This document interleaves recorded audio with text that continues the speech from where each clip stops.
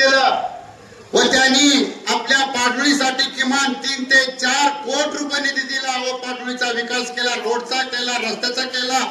आपण इथं बसलो हे सुद्धा त्यांनीच केलेलं आहे. पण पुढील आमदार म्हणून आपण आपल्या भागातला आपल्या विचाराचा माणूस म्हणून आपण लोकांनी मतं दिली.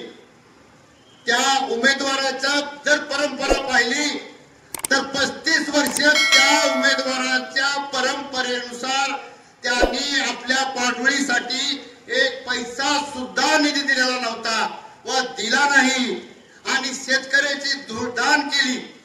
आता सुद्धा 3 वर्ष झालं ती सत्तेमध्ये, त्याच्या आधी म्हणले आमदार होतो, सत्तेमध्ये नव्हतो.